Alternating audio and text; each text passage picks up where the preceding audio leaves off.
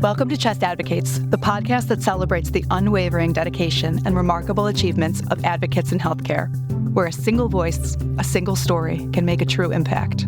Thank you for joining us. Now here is narrator Dr. Drew Harris, editor-in-chief of the Chest Advocates publication, to introduce today's topic.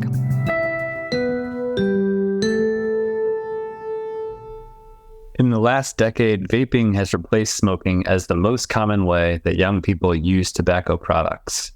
The available products, flavors, devices, and marketing practices are rapidly changing, and you are not alone if you find it hard to keep up with the trends. Moreover, the health dangers of vaping in young people are also rapidly emerging. And as the parent and a pulmonologist, I am pleased to introduce you all to Meredith Berkman. Meredith, together with two other moms, founded Parents Against Vaping, a national advocacy and education organization that's powered entirely by volunteers. Over the next 15 minutes, you will hear from Meredith about her experience and how clinicians can help strengthen the fight against the youth vaping epidemic. It all started around her dining room table when Meredith's 16-year-old son came home following a school assembly. It's a moment I'll never forget. He said, "Mom, Dad, I need to talk to you about something that happened at school today." Now, I have 4 kids. He's number 2, 3 daughters and a son.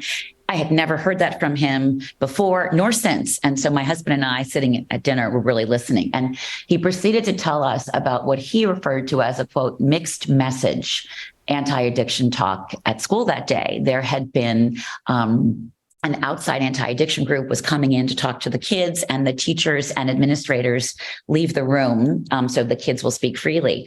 And that day, as my son Caleb reported to us, this supposed educator started talking to the kids about Juul. Now, I will say that at that time in April of 2018, I don't think I'd ever heard the word Juul. Maybe I had heard about e-cigarettes, but it was, I would say, for most parents in America, and certainly for me, it was not anything that was on my radar. But every single kid in that room at that point was either addicted to Juul, had tried Juul, or knew someone who was either of those things. And so this man began to tell the kids that Juul was not for them. It was for adults, not kids, he said. But as Caleb reported, he would follow up every conversation by saying, quote, "But it's totally safe. It's not for you kids, it's for adults, but it's, quote, 99.9% safer than traditional cigarettes. It's not for kids, it's for adults, but it's getting quote, FDA approval, quote, any day." And my son Caleb, being a skeptic, went up to this guy at the end. He started to ask questions. That's when this guy took out his Juul. He showed the boys how it worked, and he called it the iPhone of vapes. As it turned out, within 24 hours, we discovered this was, in fact, a Juul representative that had come into the school without the school's knowledge through this outside group. So over the next few days, once we learned that, we started Googling frantically, and we discovered not only the depraved duplicity of this company that was marketing to not only our kids, but to America's kids on social media platforms where they knew that kids were, but adults were not. But we were also really terrified by what we soon realized was the enormous scope of this vaping issue. We originally decided that we would just create a website. I paid one of my daughter's friends to start a website on, GoDaddy, so that we could tell other parents like us, like, what was happening. We started with this website, and the first night we launched it, we just were inundated with emails from parents who were looking, scouring the internet for something because their kids were so wildly addicted to this thing called Juul that they didn't understand. While we have built a small but mighty team staff to help us do what we do around the country, we remain a volunteer-run and volunteer-powered organization. Again, our parents stand up in hearings and face members of, people who are surrogates for the tobacco industry, paid by the industry. And the PAVe parents can say, "I'm not here because someone is paying me to be here. I'm here because I want to protect children from flavored tobacco and the predatory use of predatory behavior of the tobacco industry."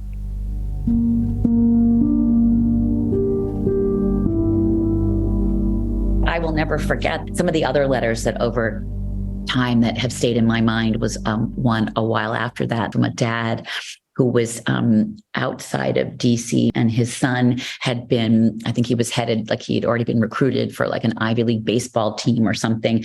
And he described just how his son was so addicted, he could barely function at practice. Like, here's this kid who's like, one of the great athletes of his class, of his school, of his town.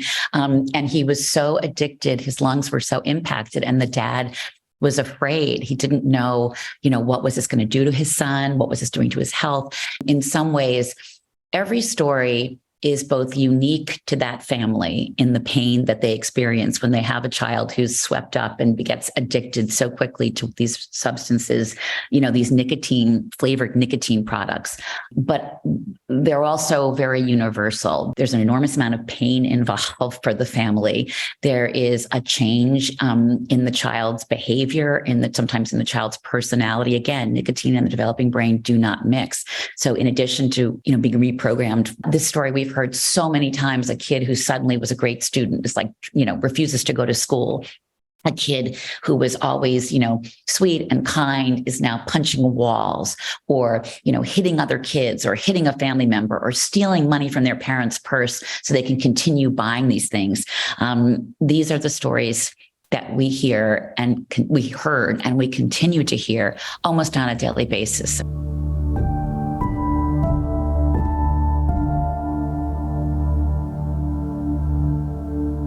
While there are resources and support services, there is no FDA-approved cessation tool for minors who are suffering from this kind of enormous nicotine addiction.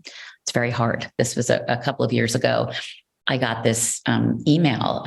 Sometimes the stories are so shocking. At the beginning, I know that I thought, are we being punked? Could this be real? But this woman reached out and said that she had just lost her child. And this poor woman had twin boys who at the time, I think maybe were 20 or maybe a little younger, but one of them was so profoundly addicted. They had had asthma when they were younger, but his asthma from the constant juuling was so exacerbated that he had 4 catastrophic asthma attacks that required hospitalization, but the last one killed him. And we have another family I can think of in Florida where their son had they didn't even know he'd been juuling. He just got very, very sick. He was a cheerleader in high school, and he went off to college. And I think it was the first semester, he had come home and he wasn't feeling well. He ended up in the hospital for months, and he needed a double lung transplant.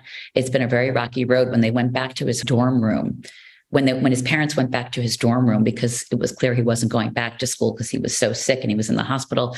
That's when, as they cleared out his room, I think it was his dad, found all of these. I believe they were mango, and then, back then mango and menthol or mint flavored, but they found all these jewel pods, and that's how they realized that he must have been vaping, and he was. And, he's going to suffer the physical consequences of that for the rest of his life. And again, he had only been doing it for a very short time. The problem is you don't know. The CDC has been very clear about that, but it's over 2.5 million kids who are vaping regularly, so many of them on a daily basis, suggesting enormous addiction.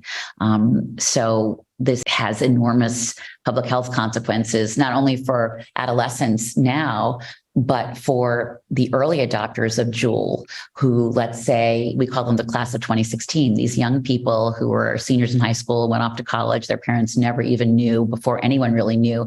And they have been using Juul and other flavored vapes with enormous amounts of nicotine, so much more than is in traditional cigarettes, for years and years. Right now, we're just trying to educate parents, to educate themselves, and how to communicate with their kids to keep younger kids from starting, and hopefully get the kids who are using these products to want to quit, and then get them help to do so. There are still clinicians who maybe aren't as aware of how harmful these products are, or how pervasive the problem is. So I think, it's really important for clinicians to ask patients, and young patients in particular, if they vape, if they see a patient who seems to be struggling with a lung illness and it's a child and it doesn't seem to make sense, that I hope they are not only ask those questions, are you vaping, but also report those cases, and code them correctly. Of course, I don't know off the top of my head what the code is, but make it really clear so that there's still, that people will be able to track. Ultimately, we're trying to change laws so that there are no more sales of flavored tobacco products to protect kids. Having physicians, clinicians who are willing to, testify at these hearings or are willing to join us. It's always really important for the people who can really articulate the science of why what we're advocating for really matters for public health. It's always necessary to have people who can stand up and face the tobacco industry and say, you're doing real harm to kids, to always ask the right question of young people, and to report if you're seeing someone who's having seizures because of using these flavored nicotine products, to report that to FDA and encourage the families to report those cases, and then to advocate, when and how you can, and help groups like ours, educate parents so that parents can protect their kids and educate themselves and their kids so that they won't be using tobacco products. In fact, one of the things that our group was very focused on is pushing. And we know, the federal government is an enormous, sprawling bureaucracy, and it can take a really long time for change. But we had been pushing for a while, and that the NYTS would be asking kids, are you using iced flavors? Because an iced flavor, and those are among the most popular flavors that youth are having access to and are using.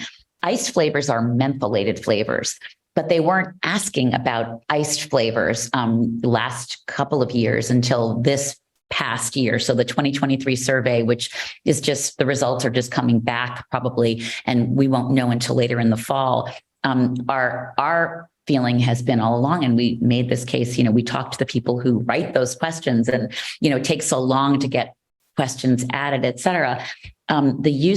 The youth use of menthol e-cigarettes, as separated for the moment from menthol cigarettes, is likely so much higher than reported. Because if you say to a kid, are you using a menthol or mentholated flavor?